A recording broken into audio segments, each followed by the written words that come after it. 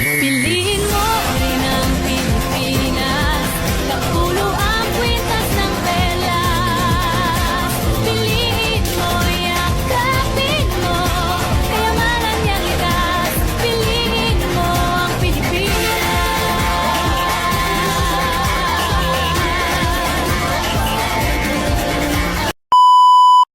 Ito ang pang-18 araw ko sa kalsada. Nagsimula ako pumadyak mula sa 7-Eleven sa bayan ng Banggi kung saan ako nagpahinga hanggang sa umabot ako sa isang kulay puti na tulay na may haba na 500 meters kung saan sa dulo ay matatanaw na ang Arko ng Pagudpod. Napaliligiran ng mga kabundukan ng Arko ng Pagudpod, kaya naman maganda talaga mag-picture taking dyan. Isama nyo na rin sa background ng inyong picture ang malinaw na tubig sa ilalim ng tulay. At dahil nga masyado na akong kota sa dami ng picture ko sa Arko na yan, hindi na ako nagpicture. Ang ginawa ko, ganito. Nag-TikTok na lang ako kay suhod ang maraming nakatingin at maraming sasakyang dumaraan. Wala akong pakialam. At pagkatapos kong umaura sa Arko, balik sa realidad, kalsada din naman. Pinadyakan ko ang mahabang ahon na kalsada papunta sa Patapat Bridge.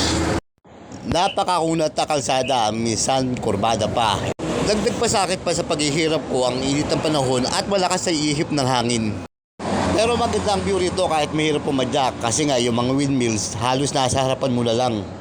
Nang makarecover na ako sa patag na kalsada, aksidente kong nakita ang kaibigan ko si Ching. At tumakita niya ako, tinawag niya ako at yan, pinagbilak niya ako ng buko. Mabait yan, kada mapabadaan ako sa bukahan niya, lagi akong nililibre ng buko niyan.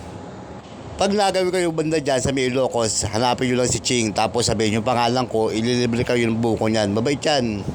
At hindi ka nagtagal, nagpaalam na ako kay Ching at bumalik uli ako ng kalsada. Puro pabulosok na yan, papunta ng Patapat. Sako pa rin ang munisipalidad ng Pagudpod ang tulay na ito. Ang tawag dito, Patapat Bihadak. May haba itong 1.3 kilometers and both sides has an amazing and wonderful view. On right is a scenic mountain while on left is a beautiful bay. Maraming mga motorista ang humihinto rito para kumuha ng litrato. Yung iba nagpapilipad ng mga drone at ginagawang content to sa kanilang mga vlog. Minsan ginagawa rin itong pin-up shooting at madalas location rin ng mga artista para sa kanilang mga pelikula. At alam nyo ba na ang dagat dyan sa may Patapat Bridge ay bahagi ng ating West Philippine Sea? At pagkatapos ko tumambay sa may Patapat, ay bumalik na ulit ako sa kalsada. Pero lobat na ako. Hindi ko na nakuhanan ang pag-ahong ko sa Kalbaryo, ang bayan ng Adams, pati na ang pagpasok ko sa probinsya ng Cagayan. At dito nagtatapos ang pang-18 araw ko na pagpadyak mula Pasig, paikot ang Pilipinas. Maraming salamat sa panonood and God bless.